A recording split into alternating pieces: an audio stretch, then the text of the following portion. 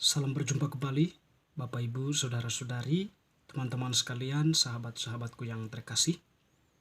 Pada kesempatan ini saya mengajak kita kembali lagi mempersiapkan sedikit waktu kita untuk kembali mendengarkan sabda Tuhan yang kita ambil dari Penginjil Markus bab 1 ayat 29 sampai 39. Yesus menyembuhkan ibu mertua Petrus. Yesus mengajar di kota lain. Sekeluarnya dari rumah ibadat itu, Yesus dengan Yakobus dan Yohanes pergi ke rumah Simon dan Andreas. Ibu mertua Simon terbaring karena sakit demam. Mereka segera memberitahukan keadaannya kepada Yesus. Ia pergi ke tempat perempuan itu dan sambil memegang tangannya, ia membangunkan dia, lalu lenyaplah demamnya. Kemudian perempuan itu melayani mereka. Menjelang malam, sesudah matahari terbenam, dibawalah kepada Yesus semua orang yang menderita sakit dan yang kerasukan setan. Maka berkerumunlah seluruh penduduk kota itu di depan pintu. Ia menyembuhkan banyak orang yang menderita bermacam-macam penyakit dan mengusir banyak setan. Ia tidak memperbolehkan setan-setan itu berbicara sebab mereka mengenal dia. Pagi-pagi benar, waktu hari masih gelap, ia bangun dan pergi keluar. Ia pergi ke tempat yang sunyi dan berdoa di sana. Tetapi Simon dan kawan-kawannya menyusul dia. Waktu menemukan dia, mereka berkata, "Semua orang mencari engkau." Jawabnya, "Marilah kita pergi ke tempat lain, ke kota-kota yang berdekatan, supaya di sana juga aku memberitakan Injil, karena untuk itu aku telah datang." Lalu pergilah ia ke seluruh Galilea dan memberitakan Injil dalam rumah-rumah ibadat mereka dan mengusir setan-setan. Demikianlah sabda Tuhan. Terpujilah Kristus. Teman-teman sekalian, sahabat-sahabatku yang terkasih,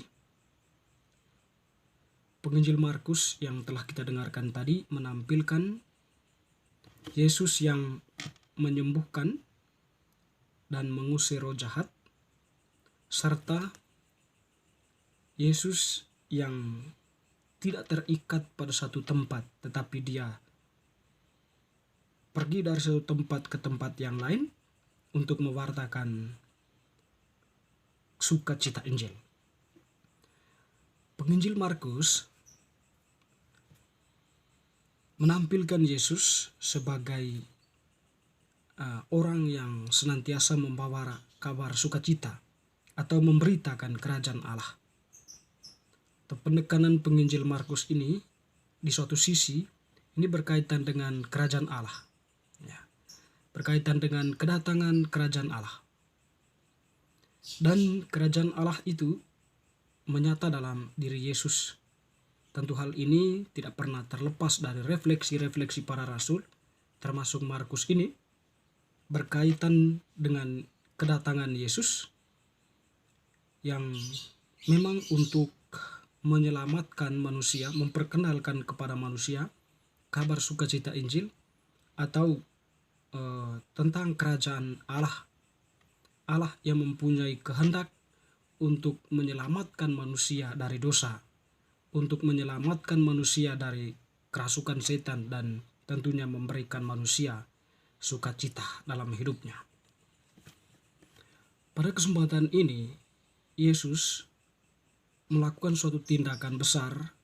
Di sana tentu dia menampilkan juga berkaitan dengan tindakan Allah, menghadirkan kerajaan Allah, di mana Yesus dikatakan tadi dengan kuasa kealahannya, dia menyembuhkan ibu mertua Simon yang terbaring sakit. Ya, tentu kedatangan Yesus memberikan kabar sukacita juga bagi mertua Simon, sehingga seketika itu juga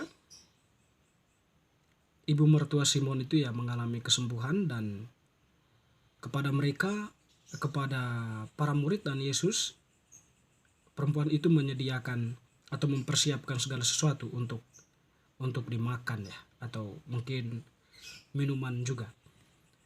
Yang menarik, ternyata Yesus tidak hanya bertindak menyembuhkan mertua Simon, tetapi juga banyak orang yang datang ke rumah itu, orang-orang sakit dan juga orang-orang yang mengalami kerasukan.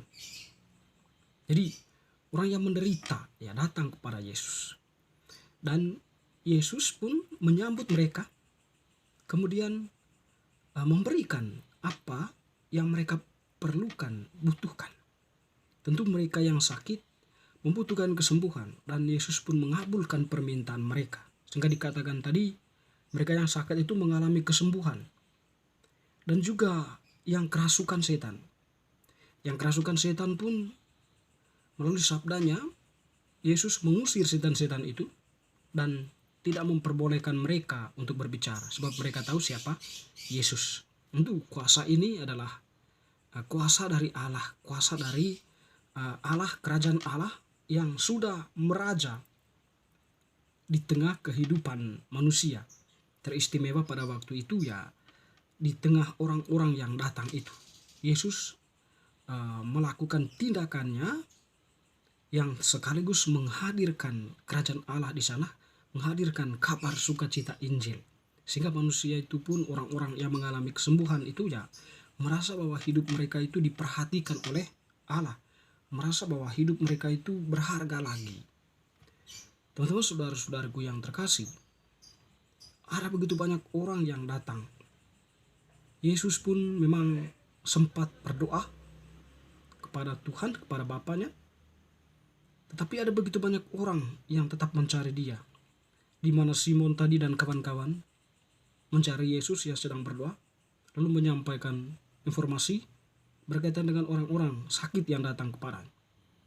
Tadi Yesus yang tidak terikat pada satu tempat menjawab, kita harus pergi juga kepada kota-kota lain, kota-kota sekitar yang membutuhkan atau mereka yang, atau Yesus yang mau memberitakan Injil. Sebab untuk itulah Dia datang. Teman-teman, saudara-saudaraku yang terkasih, jadi penginjil Markus selalu menampilkan Yesus sebagai pribadi yang bertindak, atau Allah yang bertindak atau menampilkan kuasa Allah melalui tindakannya, melalui sabdanya. Orang sakit disembuhkan, orang yang mengalami kerasukan setan pun diusirnya. Dengan demikian, sungguh-sungguh di situ Yesus menampilkan kerajaan Allah. Yesus menampilkan Allah yang sudah berkarya dalam hidup manusia.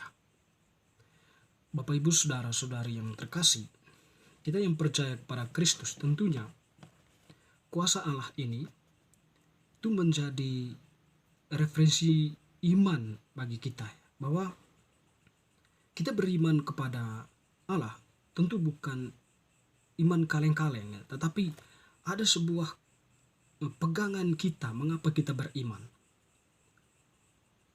Mungkin di antara kita beriman, percaya kepada Yesus karena Yesus itu adalah Tuhan kita yang berkuasa atas hidup kita, yang berkuasa atas segala sesuatu, dan juga memperhatikan hidup kita.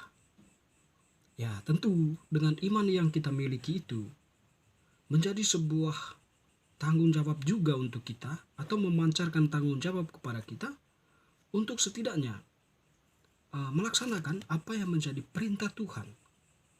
Iman tanpa perbuatan itu mati, kata Yakobus.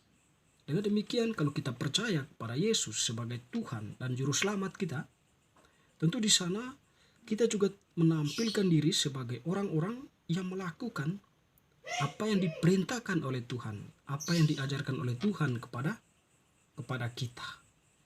Beriman tanpa ada tindakan nyata sia-sia. Ya. Beriman harus diwujud nyatakan dalam kehidupan nyata. Ya, dengan melibatkan diri dalam kehidupan sosial, bertindak dalam kebenaran di lingkungan kerja, masyarakat, maupun dalam kehidupan berkeluarga.